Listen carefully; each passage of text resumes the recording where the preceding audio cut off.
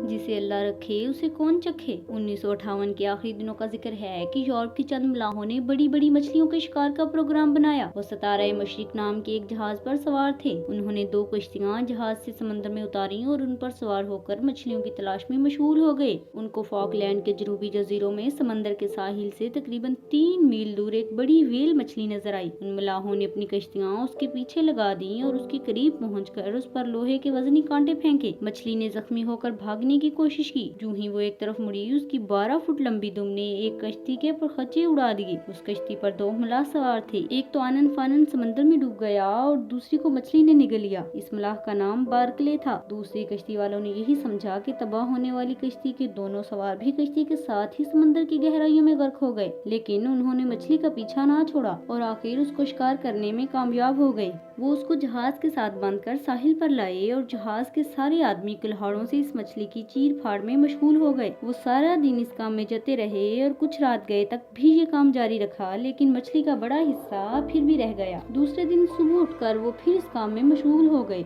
थोड़ी देर के बाद उन्हें मुर्दा मछली के पेट में कुछ हलचल महसूस हुई। उन्होंने ख्याल किया कि व्हेल मछली के पेट के अंदर कोई छोटी शार्क मछली है जिसे व्हेल मछली ने निगल लिया होगा और अब वो उसके पेट से बाहर आने के लिए कोशिश कर रही है। एक के बजाय 2 मछलियों का मिल जाना उनके लिए बड़ी खुशखबरी का बायस होता, लेकिन जब उन्होंने व्हेल मछली का पेट चौक किया तो ये देखकर वो हैरान रह गए कि व्हेल मछली के पेट में शार्क मछली के बजाय उनका साथी मलाह बार्कले था। वो तेल और चर्बी में लथड़ा हुआ था और बिल्कुल बेहोश था। मलाहों ने उसे जहाज के अर्शे पर पहुंचाया और उसको होश मिलाने की तदबीरें करने लगे। चंद घंटों के बाद उसे होश तो आ गया, लेकिन दिमाग पर बहुत बुरा असर पड़ा था और सोचने समझने की ताकत जवाब दे गई थी। जहाज के अस्पताल में उसका इलाज होता रहा और कहीं 2 हफ्ते के बाद उसकी हालत सुधरनी शुरू हुई। तीसरे हफ्ते के आखिर में उसको पूरी तरह होश आ गया और जो कुछ उस पर बीती थी उसका हाल उसने यूं बयान किया। जब मैं समंदर में गिरा तो मैंने पानी में ऐसी आवाज महसूस की जो तेज हवा के चलने से, पत्तों वगैरह के उड़ने से पैदा होती है। ये आवाज व्हेल मछली की दुम इधर उधर मारे जाने की वजह से पैदा होती है। इस आवाज से ऐसा मालूम होता था कि मुझे पानी का दबाव एक जानिब खींच लिए जा रहा है। मेरे लिए हाथ पांव हिलाना और उस खिंचाव से बचना मुमकिन न था। उसके बाद मैं यकायक गहरी तारीकी में गर्क हो गया और यूं महसूस किया कि एक नर्म रास्ते से गुजर रहा हूँ जिसमें हद दर्जा फिसलन थी। ये कैफियत 2-3 सेकंड रही। मुझे महसूस हुआ कि मैं काफी खुली जगह पहुँच गया हूँ जिसके इर्द गिर्द दीवारें खड़ी हैं। मैंने उन्हें हाथ से छुआ तो वो बहुत ही नर्म और चिकनी थी। यहाँ अंधेरा ही अंधेरा था जिसे बाहर निकलने का सोचा भी नहीं जा सकता था, लेकिन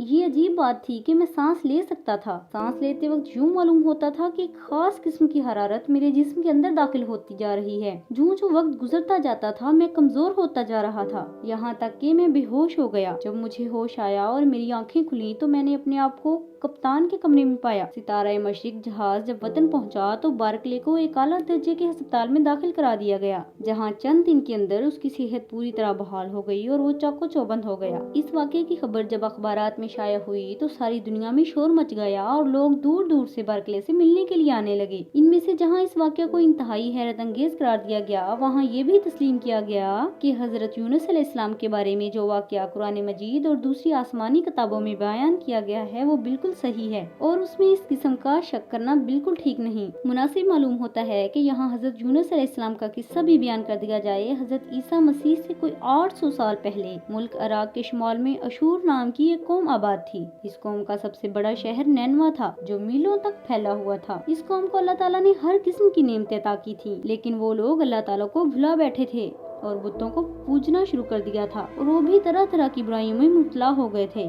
अल्लाह ताला ने उनके हदायत के लिए हजरत यूनुस अलैहिस्सलाम को नबी बनाकर भेजा। हजरत यूनुस अलैहिस्सलाम साल साल तक अपनी कौम को सुलझाते रहे कि एक अल्लाह को मानो, बुतों को मत पूजो और उन कामों से बाज आ जाओ जिनसे अल्लाह ताला ने मना किया है। मगर उन लोगों ने हजरत यूनुस अलैहिस्सलाम की कोई बात न मानी, बल्कि उल्टा उनके खिलाफ उल्टी सीधी बातें बनाने लगे। आखिर हजरत यूनुस अलैहिस्सलाम ने उनकी जिद से तंग आकर अल्लाह से उन पर अजाब भेजने की दुआ की और फिर उन लोगों को बताया कि आज से तीसरे दिन अल्लाह की नाफरमानी की सजा तो तुमको उसके अजाब की सूरत में मिलेगी। وہ ان سے خفا ہو کر تیسرا دن آنے سے پہلے اللہ کے حکم کا انتظار کیے بغیر آدھی رات کو شہر سے نکل کھڑے ہوئے۔ ان کے شہر سے نکل جانے کے بعد قوم کو یقین ہو گیا کہ اللہ کا عذاب ان پر ضرور آئے گا اور وہ سب ہلاک ہو جائیں گے۔ انہوں نے حضرت یونس علیہ السلام کو تلاش کیا، مگر جب وہ ان کو نہ ملے تو وہ سب اپنے بال بچوں اور مویشیوں کو ساتھ لے کر روتے دھوتے شہر نینوا سے باہر نکل کر صحرا میں آ گئے اور رو رو کر سچے دل سے توبہ کی۔ اللہ تعالیٰ کو ان پر رحم آ گیا اور اس رحیم و کریم نے ان کی توبہ قبول کر لی اور یوں ان کے سر سے عذاب ٹل گیا۔ ادھر حضرت یونس علیہ السلام شہر سے نکل کر دریائے فرات کے کنارے پہنچے اور اسے پار کرنے کے لیے دوسرے لوگوں کے ساتھ ایک کشتی پر سوار ہو گئے۔ جب کشتی دریا میں کچھ دور گئی تو ہچکولے کھانے لگی، کیونکہ اس میں گنجائش سے زیادہ مسافر سوار تھے۔ یہ بھی کہا جاتا ہے کہ اس کے ہچکولے کھانے کی وجہ یہ تھی کہ طوفانی ہواؤں نے کشتی کو آ لیا تھا۔ کشتی والوں نے اپنے عقیدے کے مطابق خیال کیا کہ کشتی کے ہچکولے کھانے کی وجہ یہ ہے کہ کوئی غلام اپنے آقا سے بھاگ کر کشتی میں سوار ہو گیا ہے، جب تک وہ کشتی سے نہیں اترے گا کشتی کے ڈوبنے کا خطرہ رہے گا۔ حضرت یونس علیہ السلام نے لوگوں کی باتیں سنی تو ان کے دل میں خیال آیا کہ وہ غلام تو میں ہوں جو اپنے رب کے حکم کا انتظار کیے بغیر شہر سے نکل کھڑا ہوا۔ یہ خیال آتے ہی انہوں نے دریا میں گرانے کے لیے اپنے آپ کو پیش کیا، لیکن کشتی والے ان کو دریا میں گرانے پر تیار نہ ہوئے۔ آخر قرعہ ڈالا گیا تو حضرت یونس علیہ السلام کا نام نکلا۔ آپ دریا میں ڈال دیے گئے۔ اللہ کی قدرت جو ہی وہ دریا میں ڈالے گئے، ایک بہت بڑی مچھلی نے ان کو نگل لیا۔ انہوں نے مچھلی کے پیٹ میں دعا کی کہ اے اللہ، تیرے سوا کوئی عبادت کے لائق نہیں، تو پاک ہے، بے شک میں قصورور ہوں۔ اللہ تعالیٰ نے ان کی دعا قبول کر لی اور اس حکم کے مطابق مچھلی نے ان کو زندہ سمندر کے ساحل پر اگل دیا۔ اللہ تعالیٰ کی رحمت سے ساحل پر ان کو ایک بیلدار درخت کا سایہ مل گیا۔ اس درخت کے پتے